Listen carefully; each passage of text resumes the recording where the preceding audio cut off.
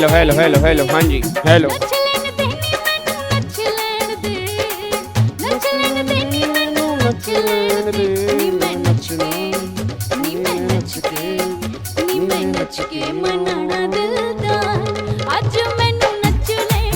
Hello hello hello hello hello hello.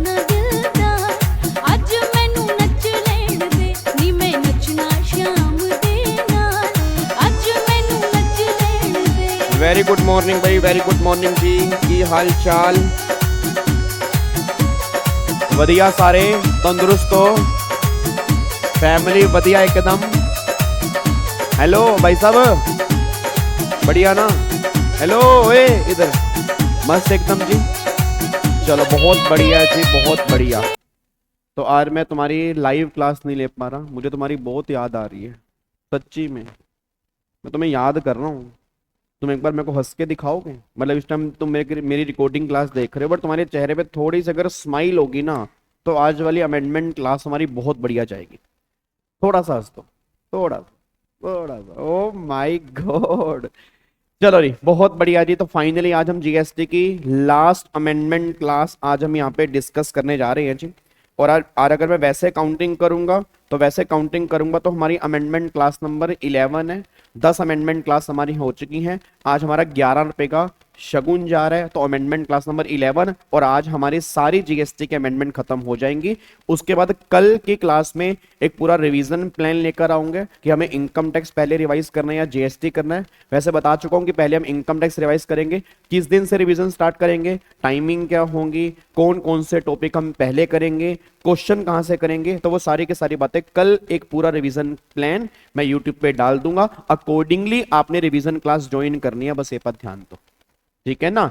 तो कल सारे बच्चे वो इंपॉर्टेंट वीडियो होगी वो जरूर सुन लेना और अपने हर बच्चे के साथ में शेयर कर देना, ताकि किसी बच्चे की भी रिवीजन रहनी नहीं चाहिए। जिन बच्चों को भी फाइनेंशियली दिक्कत है, ये बैच उनके लिए वाकई संजीवनी बूटी साबित होने वाला है, मैं तुमसे वादा कर रहा हूं। ठीक है जी, चलो इधर देखो ध्यान से। अब एक बार सारे के सारे बच्चे फटाफट से आप यहां पे आ जाओ जी। एक बार अब सारे के सारे बच्चे फटाफट से यहां पे आ जाओ। इधर देखो ध्यान से। अब ये अमेंडमेंट नोट्स आपके मैंने सभी व्हाट्सएप ग्रुप में डाल दिए थे जी, ठीक है? जितने भी व्हाट्सएप ग्रुप मैंने बनाए थे, टेलीग्राम ग्रुप हमारे बने हुए हैं, तो टेलीग्राम ग्रुप उसके अंदर भी नोट्स मैंने डाल दिया है और आपके व्हाट्सएप ग्रुप में भी डाल दिया है। नहीं मिला तो एक बार वहां जाके देख लेना, इसको डाउनलोड कर लेना। और इसी में आपकी सारी के सारी जीएसटी के अमेंडमेंट आ चुकी हैं जी। अच्छा, मैं दो काम करूंगा। एक काम तो ये करूंगा कि जितनी भी अमेंडमेंट क्लास है ना, उन सब अमेंडमेंट क्लास को कंबाइन करके मैं एक क्लास बना के वो भी अपलोड कर दूंगा। आई थिंक वो 9 या 10 घंटे की जो भी बनेगी, जितने घंटे की भी बनेगी, 10 घंटे की बनेगी या 11 घंटे की बनेगी, जो भी बनेगी, तो अगर किसी को कंबाइन एक साथ अमेंडमेंट क्लास देखनी हो तो उसमें से वो देख सकते हैं। और एक मैं काम और करूंगा, बट अभी नहीं, आने वाले कुछ दिनों के अंदर एक सुपर फास्ट अमेंडमेंट क्लास डाल दूंगा, जिसमें 1 या 1.5 घंटे के अंदर हम सारी के सारी अमेंडमेंट फटाफट से रिकॉल करेंगे इनकम टैक्स और जीएसटी की। मैं दोबारा बोल दूं, डिटेल में आपको यहीं से देखनी है। वो सिर्फ किस पर्पस के लिए कि अगर एग्जाम से पहले 1 घंटा आपके पास है, आप इतने सारे घंटे अमेंडमेंट क्लास पे नहीं लगा पा रहे, तो उस 1 घंटे को भी अगर आप दोबारा से देख लोगे ना, तो सारी अमेंडमेंट्स आपको रिकॉल हो जाएंगी। ठीक है जी, उसका नाम हम क्या रखेंगे? सुपर फास्ट या बुलेट अमेंडमेंट क्लास। बहुत जल्दी आपके यूट्यूब चैनल के ऊपर आ जाएगी। आप उसमें से सारी की सारी अमेंडमेंट एक बार दोबारा से गो थ्रू कर सकते हैं, बस ये पर ध्यान दो, ठीक है? बट मैं दोबारा बोल रहा हूं, अगर आप पहली बार कर रहे हैं तो वहां से मत करना, निवेदन है, वहां से मत करना। आप में से काफी सारे बच्चे करेंगे, फिर कह रहा हूं मत करना, क्योंकि जो तुम्हारा अटेम्प्ट है वो अमेंडमेंट बेस्ड अटेम्प्ट है, उसमें से काफी सारे क्वेश्चन अमेंडमेंट में से बनते हैं। इसलिए पहले डिटेल में करना, उसके बाद वो देखना, बस ये पर ध्यान दो, ठीक है जी? चलो अब एक बार सारे के सारे बच्चे यहां पे आ जाओ जी। अब हमने कल अमेंडमेंट हमने कंप्लीट कर ली थी। एक तो पेमेंट ऑफ जीएसटी वाले चैप्टर की कल हमने अमेंडमेंट कंप्लीट कर ली थी, ठीक है? याद है, कल हमने एक तो आईटीसी की 3 अमेंडमेंट की थी। सेक्शन 16(6) नया इंसर्ट किया था, वो रिवोकेशन वाला, जिसके अंदर हम आईटीसी क्लेम कर सकते हैं। फिर 16(4) की टाइम लिमिट को उन्होंने क्लैरिफाई किया कि रिवर्स चार्ज वाले केस में जब रिसीवर इनवॉइस रेज करेगा, अकॉर्डिंगली टाइम लिमिट काउंट की जाएगी। फिर डेमो कार जो होती है, टेस्ट ड्राइव कार जो होती है, उसका भी तुम आईटीसी क्लेम कर सकते हो, आईटीसी ब्लॉक नहीं है। फिर पेमेंट वाले चैप्टर में सेक्शन 50 में कुछ क्लैरिफिकेशन आई थी। तो क्लैरिफिकेशन सेक्शन 50 के अंदर क्या आई थी कि जो भी आपका कैश लेजर से पेमेंट करते हैं उस पे हम इंटरेस्ट एप्लीकेबल करते हैं। बट अगर आपने कैश लेजर के अंदर पैसा ड्यू डेट या उससे पहले जमा करवा दिया था, बट आप पेमेंट करना भूल गए, एडजस्ट करना भूल गए, बाद में आपने एडजस्ट किया, तो उस केस में इंटरेस्ट एप्लीकेबल नहीं होगा, क्योंकि गवर्नमेंट कह रही है ऑलरेडी तुमने पैसा कैश लेजर के अंदर पहले जमा करवा दिया था, तो कोई दिक्कत नहीं, हम इंटरेस्ट एप्लीकेबल नहीं करेंगे, आपको बेनिफिट दिया था। फिर दो क्लैरिफिकेशन छोटी छोटी और आई थी कि अगर आपने आईटीसी को रोंगली यूज कर लिया या आईटीसी को आपने रोंगली अवेल कर लिया, अब रोंगली अवेल कर लिया, रोंगली यूज कर लिया, बट यूज करने के बाद हम रिवर्स करते हैं विद इंटरेस्ट, बट गवर्नमेंट कह रही है अगर उतना बैलेंस तुम्हारे क्रेडिट लेजर के अंदर पड़ा हुआ है तो फिर कोई दिक्कत वाली बात नहीं, हम पैसा वहीं से रिवर्स कर देंगे, उस केस में इंटरेस्ट एप्लीकेबल नहीं है। इट मींस अगर तुम्हें एडिशनल पैसा जमा करवाना पड़ेगा उस केस में इंटरेस्ट लगेगा। और मैंने कहा था अगर तुम्हारा आईजीएसटी रोंगली अवेल्ड और रोंगली यूटिलाइज है और तुम्हारा बैलेंस पड़ा है सीजीएसटी एसजीएसटी, तो सीजीएसटी और एसजीएसटी को तुम आईजीएसटी में यूज कर सकते हो, तो आपस में एडजस्ट कर लो। अगर कुछ एडिशनल देना पड़ रहा है उस एडिशनल पे इंटरेस्ट की बात होगी। ये बातें हमने कल वाली क्लास में डिस्कस की थी। एक छोटा सा पॉइंट कल वाली क्लास में और रह गया था, मैं तुम्हें बता देता हूं।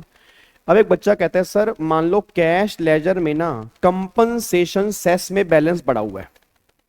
भाई आपने बोला कि जैसे मान लो आईजीएसटी का क्रेडिट मैंने रोंगली अवेल किया और रोंगली यूज किया, तो गवर्नमेंट ने कहा रिवर्स करना है विद इंटरेस्ट, बट सीजीएसटी का बैलेंस बचा है, एसजीएसटी का बैलेंस बचा, आपने कहा उसको तो एडजस्ट कर सकते हैं, यूटीजीएसटी के बैलेंस को भी एडजस्ट कर सकते हैं, बट फिर मेरा कंपनसेशन सेस में बैलेंस बचा है। अब याद करो, आपको मैंने क्लास के अंदर में कहा था कि कंपनसेशन सेस का क्रेडिट तुम यूज कर सकते हो only for the payment of compensation cess.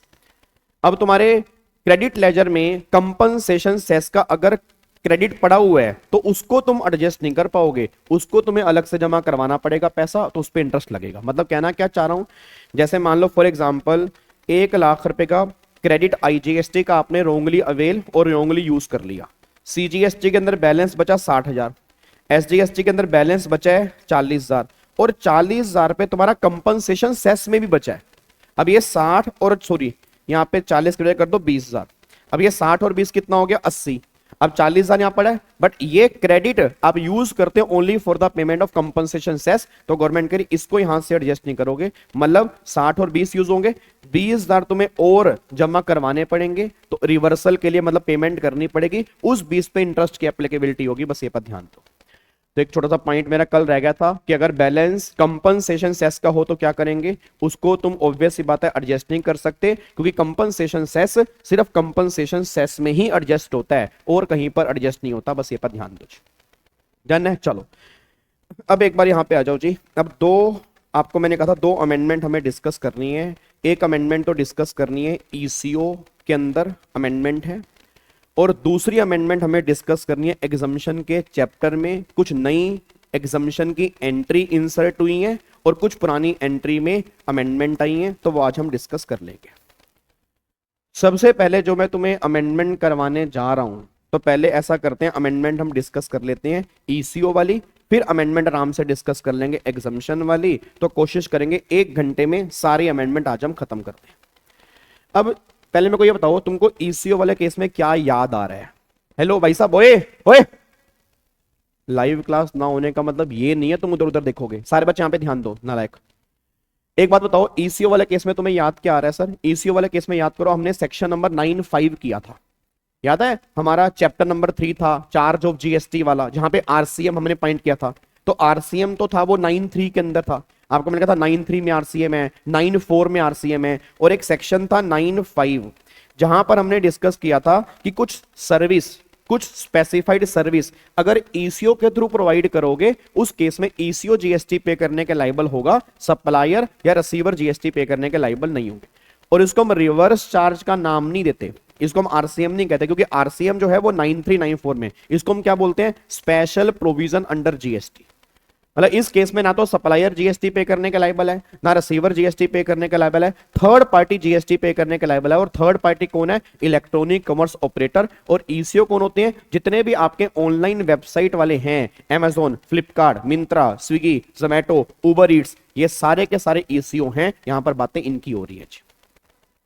अब वहां पे सारी सर्विस नहीं, कुछ स्पेसिफाइड सर्विस वहां पे लिखी हुई थी। अगर आपको याद आ रहा हो, रेस्टोरेंट की सर्विस थी, उसके बाद याद करो प्रोवाइडिंग एकोमोडेशन की सर्विस थी, उसके बाद याद करो कैब की सर्विस थी, वहां पर कैब वाला केस वहां पे कवर होता था। फिर याद करो हाउस कीपिंग की सर्विस थी, अगर आपको याद रहो ये सर्विस आपको मैंने लिखवाई थी कि अगर ये सर्विस ईसीओ के थ्रू प्रोवाइड करोगे तो ईसीओ जीएसटी पे करेगा, और अगर इन सर्विस के अलावा कोई सर्विस अगर ईसीओ के थ्रू प्रोवाइड की जा रही है या कोई गुड्स ईसीओ के थ्रू प्रोवाइड किया जा रहा है, उस केस में ईसीओ जीएसटी पे नहीं करेगा, बट ईसीओ वहां पे टीसीएस कलेक्ट करेगा। और अब टीसीएस का रेट भी चेंज हो गया, तो ईसीओ जो टीसीएस कलेक्ट करेगा वो 0.5% के रेट से करेगा। 2.5 सीजीएसटी, 0.25 अपना एसजीएसटी, टोटल हो गया 0.5। इस रेट से वो टीसीएस कलेक्ट करेगा ईसीओ, बट ईसीओ टीसीएस तब कलेक्ट करेगा अगर वो सर्विस 95 वाली नहीं है, क्योंकि अगर वो सर्विस 95 वाली है फिर तो ईसीओ जीएसटी पे करेगा। उसके अलावा कोई सर्विस है ना तो फिर वहां पर टीसीएस की बातें होंगी, वहां पर जीएसटी की बातें नहीं होंगी, बस ये पर ध्यान दो। अब उसके रिगार्डिंग ना प्रैक्टिकल लाइफ में कुछ क्लैरिफिकेशंस आई थी, तो वो क्लैरिफिकेशन इंस्टीट्यूट ने अब हमारे मॉड्यूल में ऐड कर दी है। तो सर क्या ये एग्जाम में एप्लीकेबल है? बिल्कुल सर। सर मैं सीएस के एग्जाम में एप्लीकेबल है? बिल्कुल सर। सीएमए के एग्जाम में एप्लीकेबल है? बिल्कुल। अमेंडमेंट सबके लिए सेम होती हैं, तो बार बार ये मत कहा करो सर हमारे एग्जाम में आएंगे नहीं आएंगे। भाई अमेंडमेंट कर रहे हैं, ऑब्वियस सी बात है अमेंडमेंट सबके लिए एप्लीकेबल है, सबको करनी है। ठीक है जी। अब देखो इन्होंने कौन कौन सी क्लैरिफिकेशन इंस्टीट्यूट ने मॉड्यूल में ऐड की हैं, क्या क्या अमेंडमेंट इसके अंदर आई हैं। क्लैरिफिकेशन है, छोटी छोटी क्लैरिफिकेशन, बिल्कुल सिंपल सिंपल क्लैरिफिकेशन है। देखो ये पहली क्लैरिफिकेशन क्या है। पहली क्लैरिफिकेशन तो वही है जो मैंने तुम्हें बता दिया। अब एक बात मेरे को बताना, मान लो ये मिस्टर एक्स है, ये मिस्टर वाई है, और ये बीच में ईसीओ है। अब अगर एक्स ईसीओ के थ्रू सर्विस दे रहे हैं और वो सर्विस 95 वाली है, तो जीएसटी कौन पे करेगा? एक्स पे करेगा, वाई पे करेगा, या ईसीओ पे करेगा? तो ईसीओ पे करेगा। बट अगर ये सर्विस 95 वाली नहीं है, कोई दूसरी सर्विस है, क्योंकि 95 में सारी सर्विस नहीं आती, सर्विस स्पेसिफाइड सर्विस जो 95 में लिखी हुई है वो आती हैं। अगर कोई दूसरी सर्विस है तो इसमें जीएसटी कौन पे करेगा? एक्स पे करेगा, सप्लायर पे करेगा। बट ईसीओ क्या करेगा? ईसीओ इस केस में टीसीएस कलेक्ट करेगा 0.5% के रेट से। देखो वही लिखा है, क्या लिखा है? ECO will no longer to be required to collect TCS. ECO TCS collect नहीं करेगा किस केस में? अगर वो रेस्टोरेंट सर्विस, याद है रेस्टोरेंट सर्विस 95 में आती है, तो 95 में अगर वो आती है तो अगर वो उस पर जीएसटी पे करेगा, मतलब अगर वो 95 वहां पे लग रहा है तो वहां ईसीओ टीसीएस कलेक्ट नहीं करेगा। सिंपल सी बात है जी। आप सब जानते हो रेस्टोरेंट की सर्विस अब 95 के अंदर आ चुकी है। याद है ना स्विगी जोमेटो, वहां पर एक लिमिट थी 7500 रुपए वाली। थोड़ा सा नोट्स खोल के देखोगे तो तुम्हें याद आ जाएगा, एक बार नोट खोल के देखो 95 के अंदर। तो रेस्टोरेंट सर्विस 95 में आ चुकी है, तो रेस्टोरेंट सर्विस अगर 95 में आ चुकी है तो 95 में आने का मतलब क्या है? अब इस पे ईसीओ जीएसटी पे करेगा, और जहां पे ईसीओ जीएसटी पे करेगा उस केस में ईसीओ टीसीएस कलेक्ट नहीं करेगा। हाँ, अगर 95 में वो जीएसटी पे नहीं कर रहा उस केस में वो ईसीओ जो है वो टीसीएस कलेक्ट करेगा जी। तो उसने पहली क्लैरिफिकेशन तो वही दी है, अगर 95 लग रहा है तो उस केस में टीसीएस की बातें वहां पे एप्लीकेबल नहीं होंगी। ये बात ध्यान दो, क्योंकि एक ही टैक्स वो पे कर सकता है। अगर वो जीएसटी पे कर रहा है तो टीसीएस वाला पॉइंट वहां पे एप्लीकेबल नहीं है। दूसरी क्लैरिफिकेशन क्या निकल के आई है? सेकंड क्लैरिफिकेशन ये है कि मान लो एक ईसीओ है, ईसीओ ऑलरेडी जीएसटी में रजिस्टर्ड है। अब जीएसटी में रजिस्टर्ड क्यों है? क्योंकि वो अपने खुद की गुड्स और सर्विस की सप्लाई करता है, तो एज ए ईसीओ उसने अपने आप को करवाया हुआ है जीएसटी में रजिस्टर्ड। अब मेरी वेबसाइट के थ्रू कोई दूसरा बंदा भी सर्विस दे रहा है। अब अगर मेरी वेबसाइट के थ्रू भी कोई दूसरा बंदा सर्विस दे रहा है तो क्या मुझे दोबारा से अलग से रजिस्ट्रेशन करवाना पड़ेगा? आंसर इज नो, क्योंकि जब मैंने ऑलरेडी अपने गुड्स और सर्विस की सप्लाई के लिए रजिस्ट्रेशन ले रखा है, तो अगर कोई मेरी वेबसाइट के थ्रू सामान बेचेगा तो मैं एज ए ईसीओ जब ऑलरेडी पहले रजिस्टर्ड हूं तो सेपरेट रजिस्ट्रेशन लेने की कोई रिक्वायरमेंट नहीं है। वो ये बात क्लैरिफिकेशन से करना चाह रहे हैं। देखो क्या लिखा है, an ECO already registered in accordance with rule 8 as a supplier of their own goods or service, as a supplier their own goods or service, no mandatory requirement of taking separate registration by ECO अगर आप for the payment of tax on restaurant service under 95। अच्छा, ये सारी के सारी clarification जो है पता किसके लिए है? ये सारी के सारी क्लैरिफिकेशन जो है ये रेस्टोरेंट सर्विस के लिए है। याद है वहां पे और भी सर्विस दी, हाउस कीपिंग की सर्विस हो गया, प्रोवाइडिंग एकोमोडेशन की सर्विस हो गया, कैब की सर्विस हो गया। ये क्लैरिफिकेशन जो है वो उनके लिए नहीं है, ये सारी क्लैरिफिकेशन गवर्नमेंट किस केस में लेकर आई है? रेस्टोरेंट सर्विस वाले केस में लेके आई है कि अगर आप रेस्टोरेंट की सर्विस देना चाहते हो ईसीओ के थ्रू, और अगर ईसीओ पहले से ही मान लो वो सर्विस दे रहा है और वो ऑलरेडी रजिस्टर्ड है, तो अलग से रजिस्ट्रेशन करवाने की कोई भी रिक्वायरमेंट नहीं है। ये सेकंड क्लैरिफिकेशन। तीसरी क्लैरिफिकेशन बिल्कुल सिंपल है। तीसरी क्लैरिफिकेशन, मार्केट में ये डाउट आया कि सर आपने कहा था जैसे मान लो ये स्विगी है, ये जोमेटो है, अब मान लो वीर जी मलाई चाप, अब वीर जी मलाई चाप वाला से आपने चाप मंगाई और आपने चाप मंगाई स्विगी से, और आप यहाँ पे घर पे बैठे हो, तो आप यहाँ पे घर पे बैठे हो, आपने स्विगी को ऑर्डर किया, स्विगी वीर जी मलाई चाप वाले के पास गया, उसने वहां से चाप ली और तुम्हें घर में चाप डिलीवर कर दी। रेस्टोरेंट की सर्विस है, इस पे जीएसटी कौन पे करेगा? स्विगी और जोमेटो पे करेंगे, ये बात तो क्लियर है। अब क्वेश्चन ये आया कि क्या इस वीरजी मलाई चाप वाले का जीएसटी में रजिस्टर्ड होना जरूरी है या नहीं है। इट मींस अगर सप्लायर जो रेस्टोरेंट सर्विस की सप्लाई कर रहा है ईसीओ के थ्रू, अगर वो जीएसटी में अनरजिस्टर्ड है, तो क्या तो भी ईसीओ उस केस में जीएसटी पे करेगा, नहीं पे करेगा? तो गवर्नमेंट ने क्लैरिफाई किया, बिल्कुल यस पे करेगा। सप्लायर रजिस्टर्ड हो या अनरजिस्टर्ड हो, भाई तुम ईसीओ हो ना, तुम्हें जीएसटी पे करना है, तुम्हारा रजिस्ट्रेशन कंपलसरी है, तो तुम उसकी छोड़ो ना। अगर वो रेस्टोरेंट वाला अनरजिस्टर्ड है और वो तुम्हारे थ्रू आगे सामान बेच रहा है, तो हम तो तुम्हें चेक करेंगे, तुम्हें हमें जीएसटी देना है। तो भैया तुम ईसीओ हो, तुम्हारा कंपलसरी रजिस्ट्रेशन है, तो जीएसटी देना पड़ेगा, चाहे सप्लायर अनरजिस्टर्ड ही क्यों ना हो, ये मैटर नहीं करता। देखो यहाँ पे क्लैरिफाई किया, कह रहे हैं ECO will be liable to pay GST on any restaurant service supplied through including service supplied by unregistered person. अगर रजिस्टर्ड है तो कोई दिक्कत नहीं है, अगर अनरजिस्टर्ड भी है तो भी कोई दिक्कत वाली बात नहीं। इट मींस अगर आज तुम स्विगी जोमेटो से किसी भी रेस्टोरेंट से खाना मंगा रहे हो, वो रेस्टोरेंट अनरजिस्टर्ड ही क्यों ना हो, तो भी वहां पे जीएसटी लगेगा और ईसीओ जीएसटी पे करेगा। बस ये पर ध्यान दो, ये क्लैरिफिकेशन आई है। अगली क्लैरिफिकेशन क्या निकल के आ रही, नेक्स्ट क्लैरिफिकेशन सुनो जी। अब नेक्स्ट क्लैरिफिकेशन क्या है, एक बात मेरे को बताओ, वीरजी मलाई चाप वाले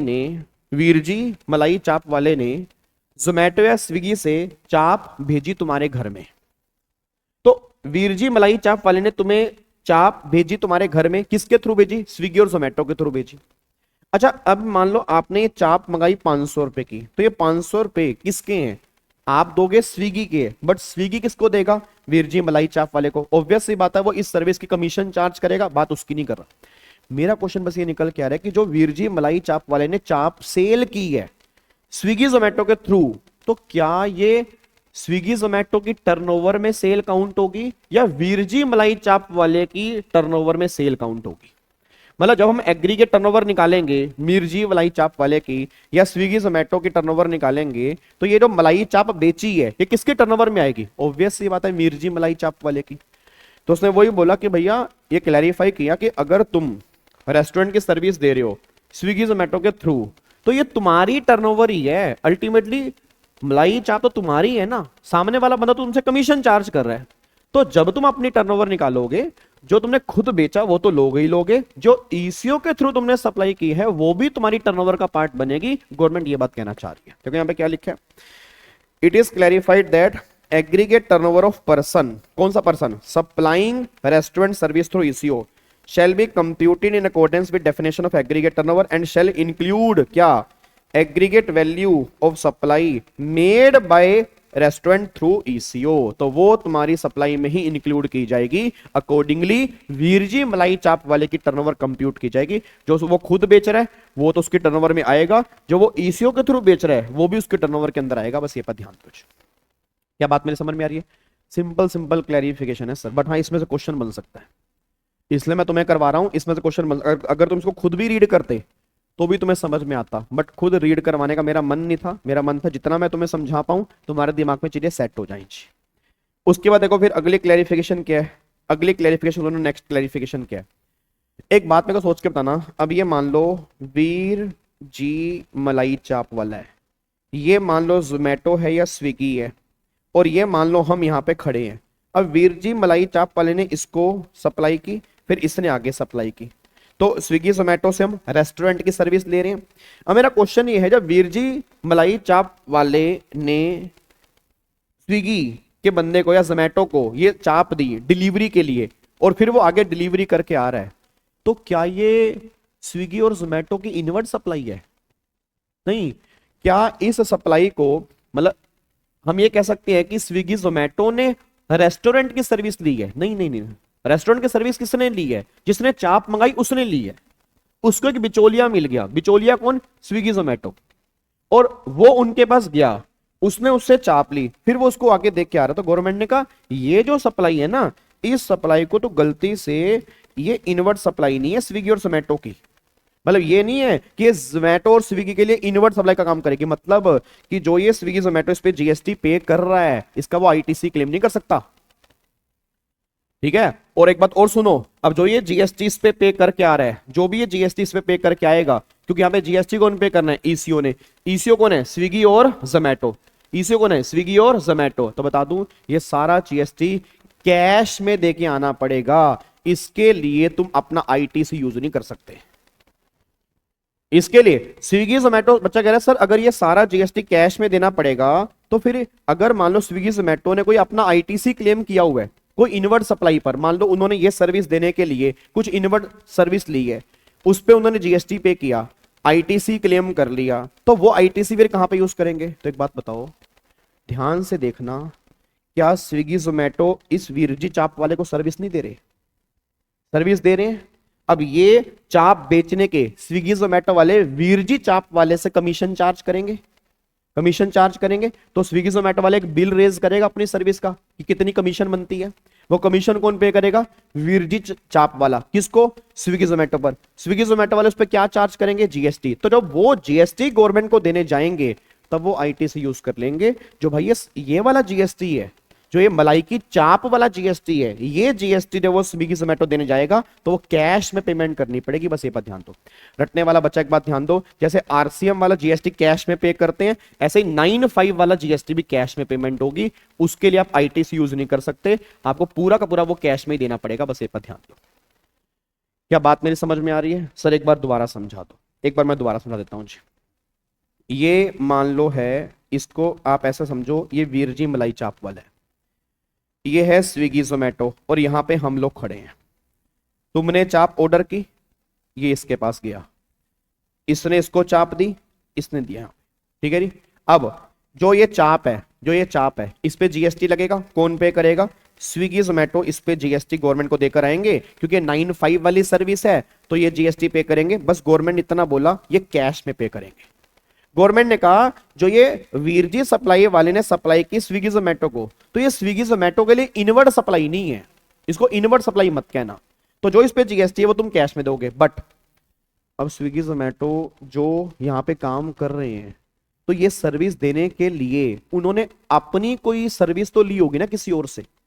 मान लो कोई गुड्स लिया, कोई सर्विस ली, उस पर तो जीएसटी बनता होगा ना, उन्होंने जीएसटी दिया होगा, उसका तो आईटीसी क्लेम कर ही लेंगे, उसमें तो कोई दिक्कत नहीं है। गवर्नमेंट ने इसको कहा है कि भैया ये तुम्हारी इनवर्ट सप्लाई नहीं है, ये तो इस कस्टमर की एक तरह से इनवर्ट सप्लाई है। तुम इस पे जीएसटी पे करने जा रहे हो, तुम इस पे जीएसटी पे करने जा रहे हो, तो जीएसटी तुम कैश में पे करोगे। ठीक है। बट एक बात बताओ, स्विगी जोमेटो फ्री में तो नहीं काम कर रहा होगा? वीरजी मलाई चाप वाले उसको कमीशन देते होंगे जब भी कोई ऑर्डर उसके पास आता होगा। जैसे मैं एग्जांपल देता हूं, और 20% या 10% की कमीशन है ये जो स्विगी जोमेटो वाले चार्ज करते हैं। अब ये कमीशन कौन देगा? वीरजी मलाई चाप वाला। किसको देगा? स्विगी जोमेटो को। क्यों देगा? क्योंकि वो उसको सर्विस दे रहे हैं ये प्रोवाइड करवाने के आगे। इस कमीशन पे जीएसटी चार्ज करेगा कौन? स्विगी जोमेटो। किससे? वीरजी मलाई चाप वाले से। अब जब वो जीएसटी वीरजी मलाई चाप वाले से लेके उस कमीशन वाला जीएसटी जो वो गवर्नमेंट को देने जाएगा, उसमें वो आईटीसी यूज कर सकता है। ये ध्यान रखना, वो उसकी इंडिविजुअल सप्लाई है। ये जो है, जो चाप की सप्लाई है, वो तो उसके लिए एक बिचौलिया है, ये उसकी एक्चुअल सर्विस नहीं है। एक्चुअल सर्विस तो जो यहां से सामान लेकर वहां दे रहा है, उसके लिए जो वो कमीशन चार्ज कर रहा है, वो उसकी एक्चुअल सर्विस है। वो कमीशन वाला जीएसटी जब गवर्नमेंट को देने जाएगा तो वो अपना आईटीसी यूज कर लेगा। बट ये जो 95 वाला जीएसटी है, इसको पेमेंट करनी पड़ेगी कैश में। देखो यहां पे वही लिखा है। तो अकॉर्डिंगली थ्रेशोल्ड कहां पे है जी? हाँ, तो ECO are not the recipient of restaurant service. ECO recipient नहीं है, हम रेसिपिएंट है, क्योंकि हमने चाप मंगाई है। ठीक है। Since there is no input service to ECO, input service नहीं मानी जाएगी ईसीओ को, और इसका कोई रिपोर्ट भी नहीं होगा इनवर्ट सप्लाई कितना जीएसटीआर 3B। आगे देखो क्या लिखा है ध्यान से। अब यहाँ पे क्या लिखा है, ध्यान से पढ़ना, यहां से पढ़ो। क्या लिखा है, accordingly it is clarified that ECO shall not be required to reverse ITC on account of restaurant service. इस पे उसको आईटीसी रिवर्स नहीं करना क्योंकि उसकी इनवर्ट सप्लाई नहीं है। इन टर्म्स ऑफ 9 ध्यान से पढ़ना, it may also be noted that on restaurant service ECO shall pay the entire GST liability in cash. No ITC could be utilized for the payment of GST on restaurant service supplied through ECO। मतलब जो वो 95 वाला GST है, जब वो GST पे करने जाएगा तो उसके लिए आईटीसी यूज नहीं करेगा, वो कैश में देना पड़ेगा। बट आगे देखो क्या कहना चाह रही हैं। बट अगर मैं बात करता हूं वो अपनी जीएसटी की जी, जो कमीशन वाले है, जो वो कमीशन चार्ज कर रहा है। अब मैं आपको देखो इसने क्या लिखा है, eco charge commission fee etcetera for the service it provide. The ITC is utilized by the ECO for payment of GST on service provided by ECO its own account say to restaurant। मतलब जो मैं उसको अपने account से service दे रहा हूं उसका commission पे जीएसटी है, उसके लिए मैं आईटीसी यूज कर सकता हूं। बट 95 वाले जीएसटी की पेमेंट के लिए आईटीसी यूज नहीं कर पाऊंगा, वो मैं पेमेंट मुझे कैश में करनी पड़ेगी। आई होप आपको बात समझ में आ रही है जी। उसके बाद देखो फिर आगे जी, अब GST in respect of supply note notified section 95। ये तो यार बेकार की बात है, आपको मैंने स्टार्टिंग में बता दिया था। अब जो 95 में सप्लाई कवर नहीं है, क्या 95 में सारी सर्विस आती है? नहीं, 95 में स्पेसिफाइड सर्विस आती है। अब जो स्पेसिफाइड सर्विस 95 में नहीं है उस पे ईसीओ जीएसटी पे नहीं करेगा, बट ईसीओ क्या कलेक्ट करेगा? टीसीएस। किस रेट से? 0.5। देखो वही लिखा है, तो आप 95 में नोटिफाइड नहीं है बट वो ईसीओ के थ्रू सप्लाई हो रही है, तो इसमें जो है वो ECO continue to deposit TCS on such supply. इसमें सप्लायर जो है वो जीएसटी पे करेगा और ईसीओ इस पे टीसीएस कलेक्ट करेगा क्योंकि ये सर्विस 95 में कवर नहीं है। उसके बाद अब एक बात मेरे को बताओ, अब जो 95 में सर्विस कवर है ये बात नहीं, ये तो पुरानी है, इस पे इनवॉइस कौन रेज करता है? ईसीओ। आज अगर तुम स्विगी जोमेटो से कोई भी सामान मंगाते हो, चेक करना कभी पोर्टल पे जाके, इनवॉइस रेज जो करता है वो जोमेटो और स्विगी ही रेज करते हैं। आप उसको इनवॉइस कैसा करना, आपने कोई सामान मंगाया होगा, अपने ऑर्डर में जाना, इनवॉइस डाउनलोड करना, ऊपर तुम्हें समझ में आ जाएगा कि स्विगी और जोमेटो ने ही इनवॉइस रेज किया होगा। तो वही बात यहाँ पे लिखी है कि जो 95 के थ्रू सर्विस दी जा रही है उस पे जो इनवॉइस है वो रेज कौन करेगा? ये स्विगी और जोमेटो ही रेज करेंगे, बस ये पर ध्यान दो। लास्ट पॉइंट फिर यहाँ पे एक और क्लैरिफिकेशन निकल के आ रही है। अब एक बात बताओ, स्विगी और जोमेटो, तो स्विगी और जोमेटो पे अगर आपको समझ में आ रहा हो, आजकल ना स्विगी ने वो भी स्टार्ट कर दिया है इंस्टामार्ट करके, याद है इंस्टामार्ट? इंस्टामार्ट मतलब 10 दिन में घर में, 10 दिन कह रहा हूं 10 मिनट में घर में, जैसे नहीं आता बिग बास्केट हो गया, जेप्टो हो गया, ब्लिंकिट हो गया, ये 10-10 मिनट में घर में डिलीवरी करते हैं। ऐसे स्विगी ने भी स्टार्ट किया, आई थिंक जोमेटो ने स्टार्ट नहीं किया, स्विगी इंस्टामार्ट करके स्टार्ट कर दे, जिसमें तुम्हें करियाने का सामान मिल जाएगा, करियाना आटा मंगाना है, दाल चावल चीनी, तुम्हें चाकू मंगाना है, कोई अपना कोई भी चीजें मंगानी है, वहां पे सारा, जैसे अमेज़न के अंदर डिलीवरी होती है ना, ऐसे 10 मिनट के अंदर डिलीवरी तुम्हारे घर में आएगी स्विगी इंस्टामार्ट के थ्रू। अब स्विगी रेस्टोरेंट की सर्विस भी दे रहे हैं, स्विगी इंस्टामार्ट की सर्विस भी दे रहे हैं, तो अपने बताओ क्या इंस्टामार्ट की सर्विस भी 95 के अंदर कवर हो जाएगी? नहीं, इंस्टामार्ट की सर्विस अलग सर्विस है। इट मींस अगर ये रेस्टोरेंट सर्विस के अलावा कोई दूसरी सर्विस भी दे रहा है तो भैया दूसरी सर्विस 95 में कवर नहीं है, उसके लिए उसको अलग से इनवॉइस जाएगा, उसका वो इनवॉइस अलग है, इसका इनवॉइस अलग है। इस 95 वाले केस में ईसीओ जीएसटी पे करेगा, उस केस में ईसीओ जीएसटी पे नहीं करेगा क्योंकि वो पार्ट 95 का पार्ट नहीं है। तो ये एग्जांपल आजकल जो फूड डिलीवरी के साथ में कुछ और चीजें भी सप्लाई करते हैं जो 95 में कवर नहीं होती, ये बात उनकी हो रही है। देखो क्या लिखा है, देयर कैन बी सिचुएशन, वो कह रहे एक सिचुएशन हो सकती है, रेस्टोरेंट सर्विस एंड गुड्स और service other than restaurant service are sold by restaurant to a customer under the same order. अब उसमें यहां पे लिखा, considering that liability to pay GST on supply other than restaurant service through ECO and other compliance under GST including issuance of invoice to customer continue to lie with the respective supplier and ECO being liable only collect TCS. वही बात करें ना कि वहां पे eco TCS collect करेगा, eco GST पे नहीं करेगा। ईसीओ जीएसटी कब पे करेगा? ओनली रेस्टोरेंट सर्विस वाले केस में ईसीओ जीएसटी पे करेगा। तो on such supply it is advisable that ECO raise separate bill on restaurant service in such cases where ECO provide other supplier to a customer under the same order। तो वो कोशिश करे वो separate bill issue करेगा restaurant service का और दूसरे का बिल सेपरेट इशू करेगा और उस पे वो टीसीएस कलेक्ट करेगा, इस पे वो जीएसटी पे करेगा। तो ये टोटल मिला के 9 क्लैरिफिकेशन है ईसीओ वाले केस में। ठीक है सर, गाबा ओए गाबे गाबे गाबे गाबे गाबे गाबे, एक बार फटाफट से दोबारा से 2 मिनट लगा के रिकॉल करवा दे तो आ जाओ। एक बार देखो पहली क्लैरिफिकेशन क्या निकल के आ रही है। अब रेस्टोरेंट की सर्विस 9(5) में आ चुकी है, इसलिए इस पे टीसीएस कलेक्ट नहीं होगा, इस पे जीएसटी दिया जाएगा। पहला ये। दूसरा ये निकल के आ रहा है कि अगर ईसीओ पहले से ही रजिस्टर्ड है तो दोबारा से सेपरेट रजिस्ट्रेशन करवाने की रिक्वायरमेंट नहीं है, क्योंकि ऑलरेडी वो पहले से रजिस्टर्ड है अपनी सप्लाई के लिए। तीसरा पे लिखा है कि अगर ईसीओ रेस्टोरेंट की सर्विस दे रहा है तो सप्लायर रजिस्टर्ड हो या अनरजिस्टर्ड हो, ये मैटर नहीं करता। ईसीओ को जीएसटी पे करना है, ईसीओ जीएसटी पे करेगा, सप्लायर का स्टेटस मैटर नहीं करता। फिर चौथा गवर्नमेंट यहां पे कहना चाह रही है, जो सप्लायर ईसीओ के थ्रू रेस्टोरेंट की सर्विस दे रहे हैं तो ये टर्नओवर सप्लायर के एग्रीगेट टर्नओवर में काउंट होगी, क्योंकि वो अल्टीमेटली सप्लाई कर रहा है, तो ये वैल्यू उसकी सेल में काउंट होगी। फिर अगला यहाँ पे क्या लिखा है, अगला अब रेस्टोरेंट वाले ने ईसीओ को दी, ईसीओ वाला आगे देख के आ रहा है, तो हम ये नहीं कह सकते कि ईसीओ की ये इनवर्ड सप्लाई है, हम ये नहीं कह सकते कि इसने इसको सर्विस दी है, ठीक है ना। अल्टीमेटली ये उसको सर्विस दे रहा है, तो ये उसकी इनवर्ड सप्लाई नहीं है, ठीक है ना, क्योंकि ये इसने आगे सामान बेच देना है, तो इसकी इनवर्ड सप्लाई का पार्ट नहीं बनेगा। मतलब इस पे जो भी जीएसटी होगा वो कैश में देके आना पड़ेगा। इसके लिए वाईटीसी यूज नहीं कर सकता ईसीओ अपना।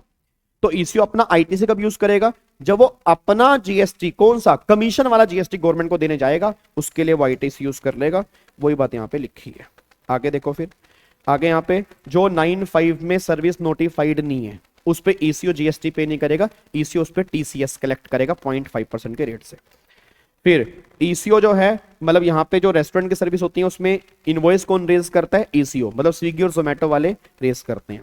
एंड लास्ट, अगर ईसीओ रेस्टोरेंट की सर्विस के साथ में कोई दूसरी सर्विस भी दे रहा है कस्टमर को, तो सेपरेट बिल रेज करने पड़ेंगे। दूसरी सर्विस अगर है वो 9(5) में अगर नहीं है, जैसे मैंने आपको एग्जांपल दिया स्विगी इंस्टामार्ट का, तो उस केस में ईसीओ टीसीएस कलेक्ट करेगा और रेस्टोरेंट सर्विस वाले केस में वो जीएसटी पे करेगा। ये क्लैरिफिकेशन आपकी निकल के आ रही है। डन, कोई दिक्कत तो नहीं है, पक्का लॉक कर दें। चलो अब एक बार फटाफट से आ जाओ जी। अब यहां से आपका फिर चैप्टर स्टार्ट हो रहा है, अमेंडमेंट आपकी आ रही है एग्जम्पशन की। अब देखो एग्जम्पशन में कुछ क्लैरिफिकेशन है और एग्जम्पशन में कुछ नई एंट्री इन्होंने इंसर्ट की है। सबसे पहले क्लैरिफिकेशन इन्होंने एग्जम्पशन में क्या निकल के आ रही है, एग्जम्पशन में क्लैरिफिकेशन आई है गुड्स ट्रांसपोर्टेशन सर्विस से रिलेटेड। अब एक बात मेरे को सोच के बताना, जैसे आप में से कभी किसी बच्चे ने वो सर्विस ली आपने, क्या नाम है उसका, मैं नाम भूल जाता हूं, अरे वो जो यार घर का सामान पैक करते हैं, घर का सामान पैक नहीं करते जब घर हम शिफ्ट कर रहे होते हैं,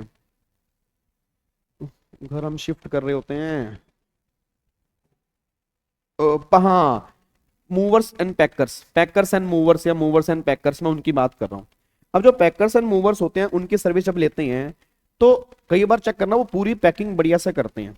अब मेरे को ये है यार, अब मैंने ट्रांसपोर्टेशन की सर्विस ली उनसे, तो मेरे को ये है यार, ये ना हो कि भाई ये पैकिंग सही से ना करें, तो मैंने उनको बोला यार आप ना इसकी ना पैकिंग बढ़िया करवा देना इसकी। अब उसने ऑब्वियस बात है ट्रांसपोर्टेशन की सर्विस दे रहे हैं, साथ में वो पैकिंग करके भी देते हैं, तो मैंने कहा इसकी ना पैकिंग बढ़िया करवा देना, गत्ते वाली पैकिंग करवा देना। उसने कहा ठीक है, हम इतने पैसे और चार्ज करेंगे इस पैकिंग के। और मैंने कहा ऐसा करना, इसका ना रास्ते का इंश्योरेंस भी करवा लेना, कहीं पता लगे सामान खराब हो जाए, कम से कम इंश्योरेंस मिल जाए। उसने कहा ठीक है, हम वो भी करवा के दे देंगे। बट क्वेश्चन ये निकल कह रहा है कि क्या उस ट्रांसपोर्टेशन सर्विस का जो कंपनी है, क्या उसका काम पैकिंग करना है? नहीं। क्या उसका काम इंश्योरेंस करना है? नहीं। वो ये सर्विस हमें अपनी ट्रांसपोर्टेशन के साथ में प्रोवाइड कर रही है, इसको बोलते हैं इंसिडेंटल और एंसिलरी सर्विस। तो गवर्नमेंट ने कहा ये कॉम्पोजिट सप्लाई है, इसको हम ट्रांसपोर्टेशन सर्विस ही मानेंगे। अगर मान लो इंश्योरेंस की सर्विस दे रहे हैं, पैकिंग की सर्विस वो ट्रांसपोर्टेशन कंपनी साथ में दे रही है, तो एक कॉम्पोजिट सप्लाई है। और प्रिंसिपल सप्लाई जो है वो ट्रांसपोर्टेशन है। तो जो ट्रांसपोर्टेशन का ट्रीटमेंट होगा इनका भी सेम ट्रीटमेंट होगा। अगर वो एग्जम्प्ट है तो ये सर्विस भी एग्जम्प्ट है, अगर वो टैक्सेबल है तो ये सर्विस भी टैक्सेबल है। हाँ, अगर ट्रांसपोर्टेशन तुमने कहीं और से कराई, पैकिंग तुमने कहीं और से कराई, इंश्योरेंस तुमने कहीं और से कराया और तीनों का अलग अलग बिल है, तो फिर ये तीनों अलग अलग सर्विस है, अकॉर्डिंगली जीएसटी लगेगा। बट अगर वो ट्रांसपोर्टेशन की सर्विस दे रहे हैं साथ में पैकिंग भी करके दे रहे हैं, साथ में इंश्योरेंस भी दे रहे हैं, तो नॉर्मली गवर्नमेंट कहती है वो as a composite supply treat करोगे, तो प्रिंसिपल सप्लाई का ट्रीटमेंट यहां पे लेके चलोगे। बस ये पर ध्यान देखो, यहां पे क्या लिखा है। It is clarified by CBSE that ancillary incidental service provided by GTA in course of transportation of goods by road such as loading, unloading, packing, unpacking, transshipment, temporary warehousing, etc. will be treated as composite supply of transportation goods. The method of invoicing used GTA will not generally alter the nature of composite supply. मतलब main काम उसका transportation ही है। However, if such services are not provided in the course of transportation goods and invoice, then service will not be treated composite supply. Obvious बात, अगर तीनों अलग अलग service हैं, सबका अलग अलग बिल है, तो फिर वो composite सप्लाई का पार्ट नहीं मानेंगे, तो फिर वो इंडिविजुअल सप्लाई है, अकॉर्डिंगली उन पे जीएसटी लगेगा। तो ये छोटी सी क्लैरिफिकेशन इन्होंने ट्रांसपोर्टेशन सर्विस वाले केस में दी है कि अगर जीटीए वाले साथ में पैकिंग, रीपैकिंग, लोडिंग, अनलोडिंग की सर्विस भी दे रहे हैं और उसके वो पैसे चार्ज कर रहे हैं, बट गवर्नमेंट ने कहा उस पैसे पर जीएसटी लगेगा ट्रांसपोर्टेशन वाला, क्योंकि वही वो बंदा सर्विस दे रहा है कॉम्पोजिट सप्लाई। लोडिंग अनलोडिंग किसी और से ली, पैकिंग रीपैकिंग किसी और से ली, इंश्योरेंस किसी और से, ट्रांसपोर्टेशन किसी और से, तो इंडिविजुअल सप्लाई है, तो इन सप्लाई पे जो जो रेट होंगे वो रेट लग जाएंगे, इसको हम ट्रांसपोर्टेशन में कवर नहीं करेंगे। डन, पक्का। चलो अगली अमेंडमेंट देखो जी, अगली एंट्री इन्होंने नई इंसर्ट की है 66A, या ये एजुकेशन सेक्टर वाले में। अच्छा, आप में से किस किस बच्चे ने देखा है कई सारे स्कूलों के बाहर लिखा होता है affiliated by CBSE, Haryana HSB से, हरियाणा बोर्ड हो गया, बिहार बोर्ड हो गया, तो एक आपका इंटरनेशनल कोई बोर्ड है, मेरे को याद नहीं आ रहा, ICSE, ठीक है ना, और एक सीबीएसई, तो बोर्ड सबको पता ही है, आप में से काफी सारे बच्चे सीबीएसई से पढ़े होंगे। तो कई स्कूलों के बाहर लिखा होता है affiliated by CBSE, affiliated by IFSC, IFCS जो आपका इंटरनेशनल बोर्ड है, affiliated by Haryana board, affiliated by Bihar board. अब जो ये एफिलेट कर रहा है वो कौन एफिलेट कर रहा है? सीबीएसई स्कूलों को एफिलेट कर रहा है। और ऑब्वियस ही बात है, सीबीएसई की बात होती है बोर्ड एग्जाम में नॉर्मली, मतलब जैसे 10वीं 11वीं 12वीं के अंदर जो हमारे 10वीं से बोर्ड एग्जाम स्टार्ट होते हैं। अब ये एफिलेट कैसे करते हैं? ये चेक करते हैं उस स्कूल का इंफ्रास्ट्रक्चर कैसा है, उस स्कूल में एजुकेशन कैसे, अकॉर्डिंगली वो उस स्कूल को एफिलेट कर देते हैं सीबीएसई से, कि जो डिग्री मिलेगी उनको सीबीएसई की डिग्री मिलेगी, ये स्कूल सीबीएसई से एफिलेटेड। अब इस एफिलेशन के ना पैसे चार्ज किए जाते हैं जब उनको एफिलेशन दी जाती है। तो मुद्दा यह था कि क्या इसको हम एजुकेशन सर्विस में काउंट करें या ना करें। भाई क्या ये एफिलेशन की सर्विस भी इसमें कवर होगी नहीं होगी? तो गवर्नमेंट ने कहा अगर ये एफिलेशन की सर्विस स्कूलों को दी जा रही है, और कौन दे रहा है? जो सेंट्रल और स्टेट गवर्नमेंट के बोर्ड हैं, जैसे सीबीएसई हो गया, हरियाणा बोर्ड हो गया, बिहार, जो ये सेंट्रल और स्टेट के बोर्ड हैं, वो एफिलिएट कर रहे हैं स्कूलों को, तो उस केस में जो वो पैसे चार्ज करेंगे वो एग्जम्प्ट है, उसको एजुकेशन सर्विस ही मानेंगे। सर जी हमने सुना कई कॉलेज, कई यूनिवर्सिटीज भी एफिलिएटेड होती हैं, जैसे मान लो Gargi college affiliated by Delhi university, Hansraj college affiliated by Delhi university, Kurukshetra university है KU के, पंजाब यूनिवर्सिटी, चंडीगढ़ यूनिवर्सिटी। तो कई कॉलेज के ऊपर लिखा होता है affiliated by Kurukshetra university, affiliated by Delhi university. तो क्या वो एग्जाम्पशन में नहीं है? नहीं, कॉलेज और यूनिवर्सिटी का एफिलिएशन यहां पे कवर नहीं है, स्कूलों का एफिलिएशन यहां पे कवर किया गया। देखो क्या लिखा है, कह रहे हैं सर्विस ऑफ एफिलिएशन प्रोवाइडेड कौन कर रहा है? सेंट्रल और स्टेट एजुकेशनल बोर्ड। सेंट्रल और स्टेट एजुकेशन बोर्ड किसको? और any other similar body by whatever name called, किसको? टू ए स्कूल, सिर्फ school, not college, not university, establish on और कंट्रोल बाय सेंट्रल और स्टेट गवर्नमेंट। मतलब कौन से स्कूल? जो सेंट्रल और स्टेट गवर्नमेंट के स्कूल हैं, मतलब प्राइवेट स्कूलों की बात नहीं कर रहे। मैं दोबारा बोलूंगा, जो गवर्नमेंट के स्कूल हैं उनको ये एफिलिएशन की सर्विस है, तो गवर्नमेंट ने कहा तब एग्जम्प्ट करेंगे जी। अगर ये प्राइवेट स्कूलों को सर्विस दी जा रही है तो एग्जम्पशन वाली कैटेगरी में कवर नहीं है। तो गवर्नमेंट ने कहा हमारे स्कूल को आप एफिलिएट कर रहे हो, तो जो पैसा चार्ज हो रहा है यहाँ पे एफिलिएशन के टाइम पर, नो जीएसटी एग्जम्प्ट है।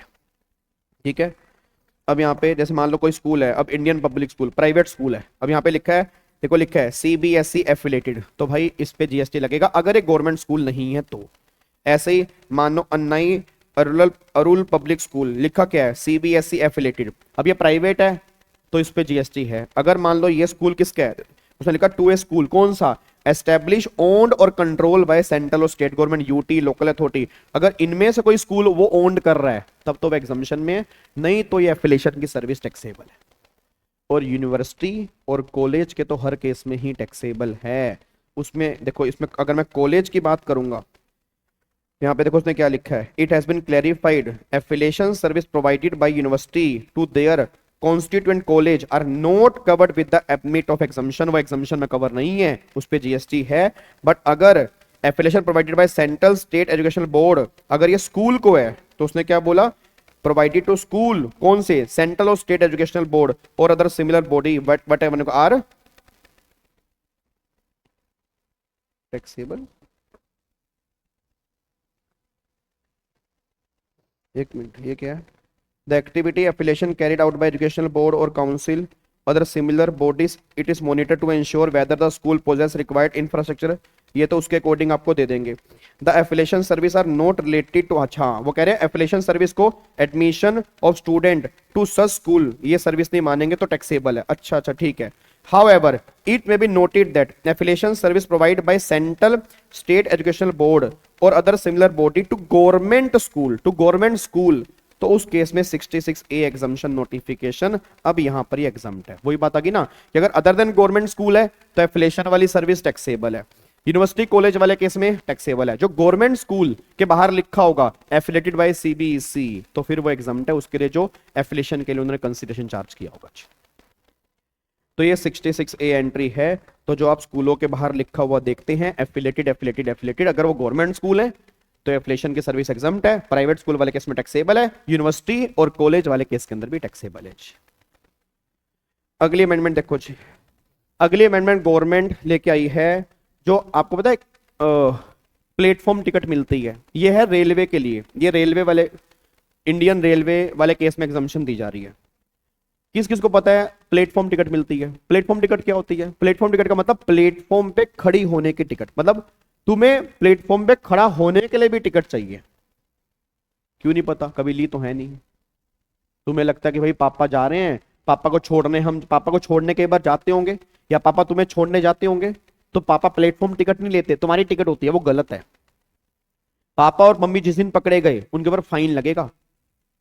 ये गवर्नमेंट बार बार अनाउंसमेंट करती है, क्योंकि प्लेटफॉर्म पे खड़ा होना ऐसे अलाउड नहीं है। ये नहीं कि तुम 25 लोग छोड़ने के लिए जा रहे हो और 25 लोग प्लेटफॉर्म पे ऐसे खड़े हो, 25 के 25 का चालान कट जाएगा। प्लेटफॉर्म पे खड़ा होने की प्लेटफॉर्म टिकट लेनी पड़ती है, 4-5 रुपया, 10 या 15 रुपए की टिकट होती है, मतलब जितनी नॉर्मल ट्रेन की टिकट है उससे बहुत कम होती है। सिर्फ वो किस लिए कि तुम किसको छोड़ने जा रहे हो प्लेटफॉर्म पर। प्लेटफॉर्म बाहर से छोड़ने जा रहे हो तो प्लेटफॉर्म नहीं, जहां ट्रेन आती है, कहते ना इस नंबर से आने वाली गाड़ी प्लेटफॉर्म नंबर 1 पर आ रही है, तो प्लेटफॉर्म नंबर 1, सड़क पे नहीं आ रही। तुम सड़क पे किसको छोड़ के आ रहे हो तो सड़क की टिकट नहीं लेनी, प्लेटफॉर्म पे खड़े होकर इसको छोड़ कर, प्लेटफॉर्म की टिकट है तो प्लेटफॉर्म की टिकट पे जीएसटी नहीं है, उस पे ये नहीं प्लेटफॉर्म की टिकट माफ कर दी नहीं लेनी, प्लेटफॉर्म की टिकट पे जीएसटी एग्जम्प्ट कर दिया। फैसिलिटी ऑफ रिटायरिंग रूम या वेटिंग रूम, अब जो वेटिंग रूम होते हैं, वेटिंग रूम वैसे नॉर्मली एग्जम्प्ट होते हैं, बट जो कई एसी वाले वेटिंग रूम होते हैं वो चार्जेबल होते हैं। और न्यू दिल्ली के रेलवे स्टेशन पे है एसी, आपका एसी वेटिंग रूम है, चार्जेबल है, ठीक है। और अगर आपके पास ऑलरेडी मान लो, बात करूंगा नॉर्मल वेटिंग रूम की, तो उस पर अब जहां चार्जेस नहीं है वहां तो जीएसटी नहीं है, क्योंकि जब चार्जेस नहीं तो जीएसटी, बट जहां चार्जेस हैं वहां पर जीएसटी एग्जम्प्ट कर दिया कि वेटिंग रूम में अगर आप बैठ रहे हो जो भी उसके चार्जेस हैं वो जीएसटी एग्जम्प्ट है। उसके बाद cloak room service. Cloak room का मतलब क्या होता है जी? क्लोक रूम का मतलब जहां पे सामान रखा जाता है, जैसे एक तरह से आप मान सकते हो लॉकर, मान लो लॉकर। अब रेलवेज में, रेलवे स्टेशन पे क्लोक रूम भी बने होते हैं, पता आपको? अब तुम्हारी ट्रेन मान लो 10-12 घंटे बाद है, क्या करोगे बैठ के? तुम्हारी आंख लग गई, आंख खुली, सामान तुम्हारा गायब हो गया, तो गवर्नमेंट ने क्लोक रूम बना रखे हैं कि सामान क्लोक रूम में रख लो, जब तुम जाओगे तो ले लेना यहां से।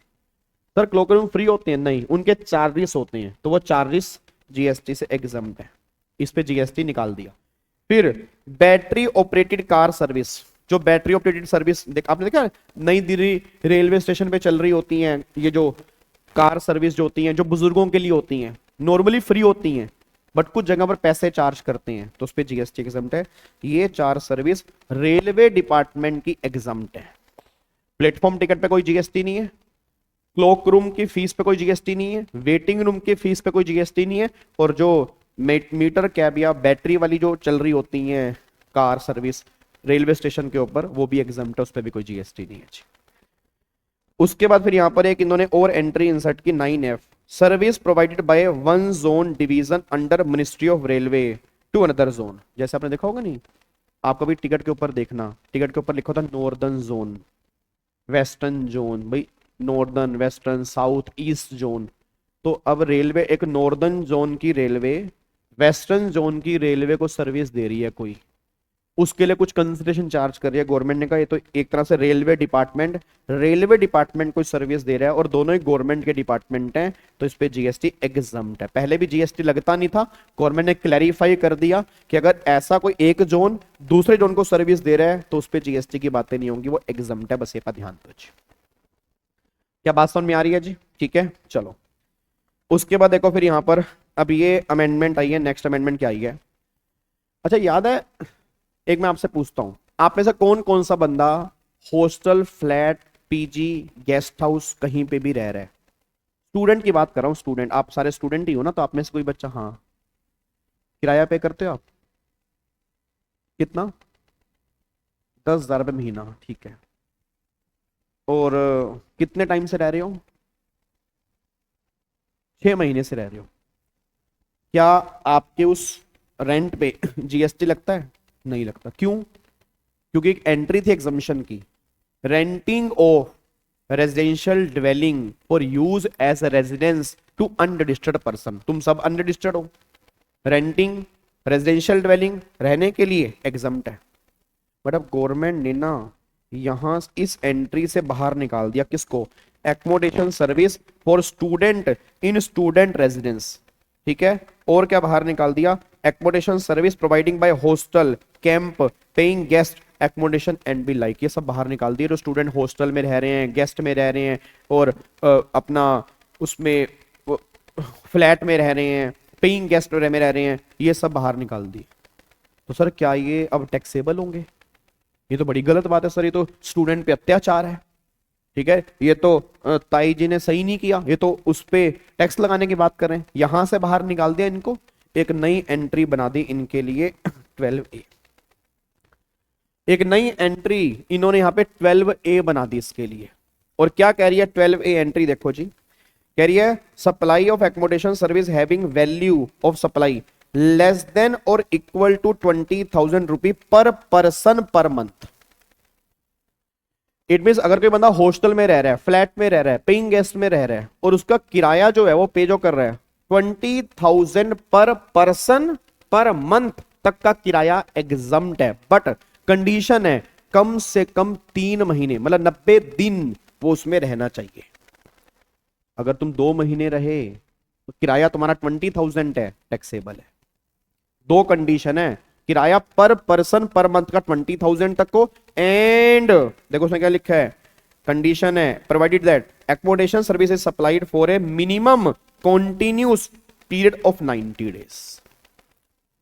वो तुम्हें शो करना पड़ेगा कि कम से कम लगातार तुम 90 दिन वहां रहे हो, तो 20,000 रुपए तक का किराया पर पर्सन का एग्जाम्प्ट हो जाएगा पर मंथ का। अब यहां पे एक बच्चा कहता है सर जैसे फ्लैट में क्या होता है या हॉस्टल में क्या होता है, एक कमरे में कई बार 4-4 लोग रहते हैं, जैसे एक ऐसे बेड लगा है, जैसे क्या होता है कि ये रूम है, एक ऐसे बेड लगा, ऐसे बेड लगा, ऐसे बेड लगा, ऐसे बेड लगा, ठीक है। तो किराया है 15,000 15,000 15,000 15,000 पर बेड किराया है, तो 15 चौके 60, तो 60,000 रुपये किराया हो गया एक महीने का एक रूम का। तो क्या जीएसटी लगेगा? नहीं। उसने क्या बोला? 20,000 पर पर्सन, पर पर्सन, पर रूम नहीं कह रहा, पर पर्सन पर मंथ कह रहा है। तो वो अकॉर्डिंगली हमारी लिमिट काउंट कर रहे हैं इंडिविजुअली, 4 लोगों को एग्रीगेट लिमिट काउंट नहीं कर रहे, क्योंकि लॉ मेकर को पता है कि ऐसा होता है कि कई बार फ्लैट में एक कमरे में 3-3 लोग भी रहते हैं, तो पर पर्सन की लिमिट है, बट कम से कम तुम्हें कॉन्टिन्यूस 90 दिन तक उसको रखना पड़ेगा अपने पास, तब जाके एग्जम्प्ट होगा, नहीं तो ये टैक्सेबल हो जाएगा। 2 कंडीशन और नहीं है बीच में, पहली कंडीशन 20,000 तक को, एंड कम से कम 3 महीने।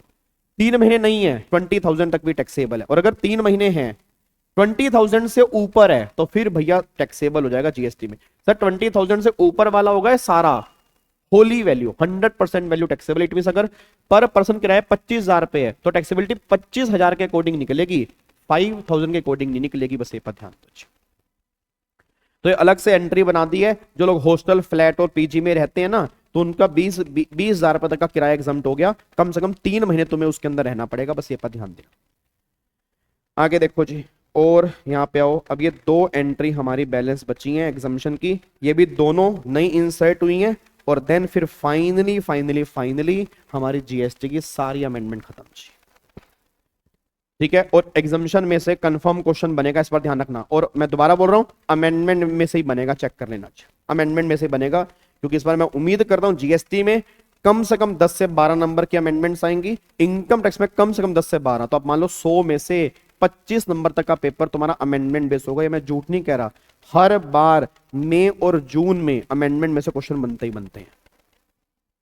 तो इस 10-11 अमेंडमेंट क्लास को लाइटली मत ले लेना बिल्कुल भी। जितनी बार देख लोगे उतनी बार तुम्हारा फायदा होगा, ये मैं आपको बार बार कह रहा हूं जी। ठीक है, अब यहां पे देखो जी, अब यहां पे एक अमेंडमेंट है। ये अमेंडमेंट क्या आई है, याद है पहले इलेक्ट्रिसिटी का डिस्ट्रीब्यूशन ट्रांसमिशन एग्जम्प्ट था, इलेक्ट्रिसिटी ड्यूटी पे जीएसटी नहीं लगता था। अब होता क्या था, जैसे आप कई बार देखते हो घर की शिफ्टिंग होती है, तो घर की शिफ्टिंग में मीटर नया लगता है, तो मीटर नए लगाने के वो इलेक्ट्रिसिटी कंपनी वाले पैसे चार्ज करते हैं।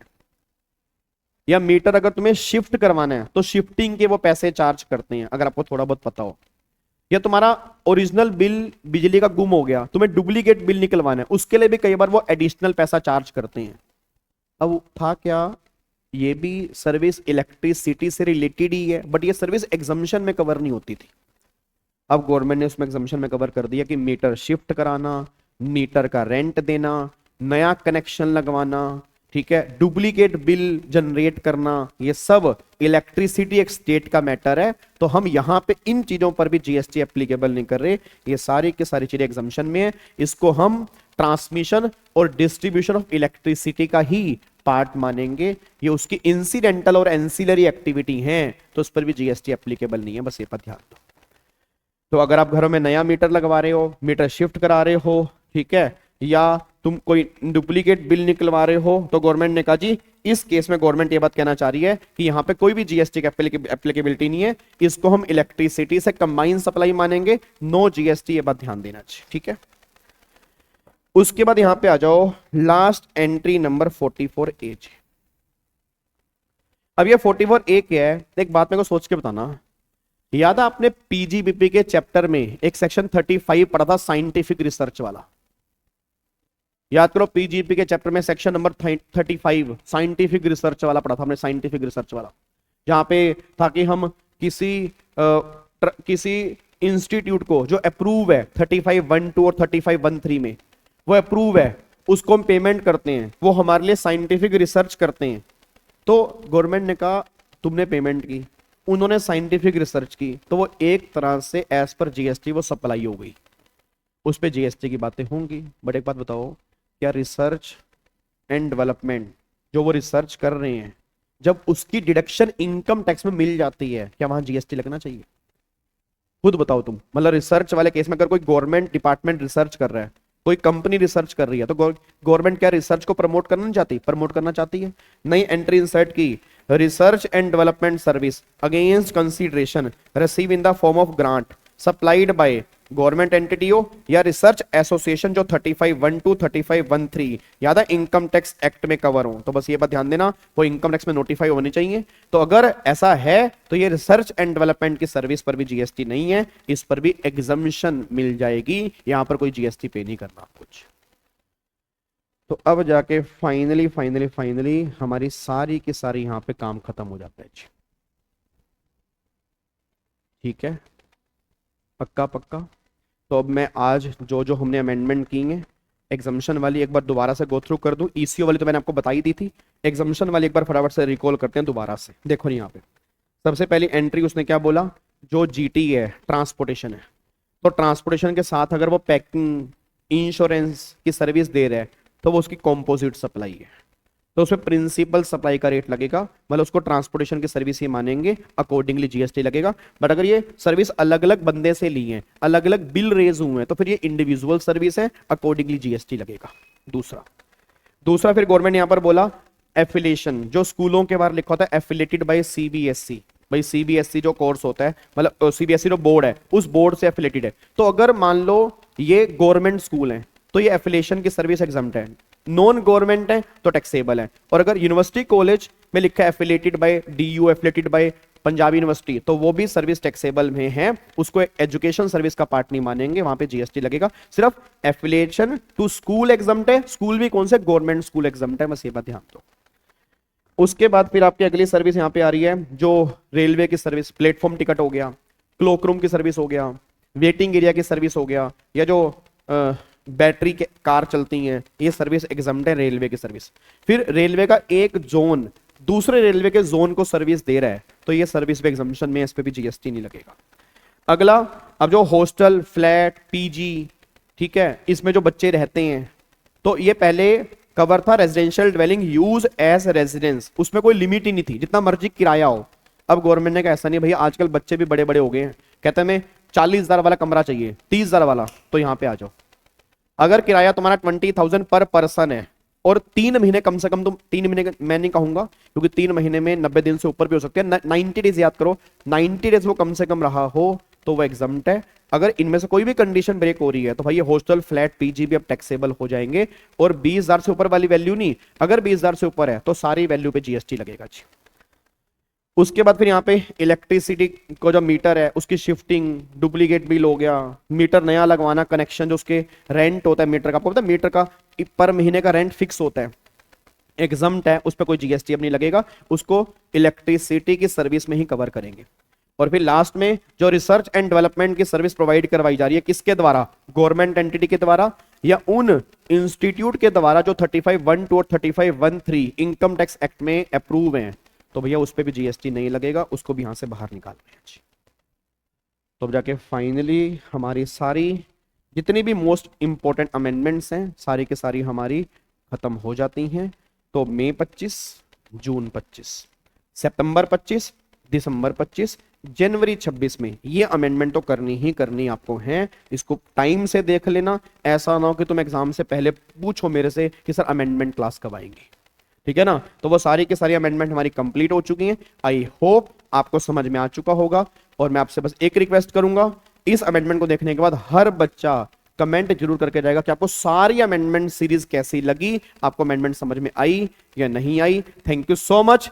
फिर मिलूंगा कल एक वीडियो के साथ जिसमें पूरा प्लान लेकर आऊंगा कि आपकी रिवीजन किस तरह से चलेंगी। Thank you so much, God bless you, जय हिंद। ऐसे ही जुड़े रहें, प्यार करते रहें, अपना बस सपोर्ट करते रहें मेरा। थैंक यू सो मच, जय Hind, thank you so much.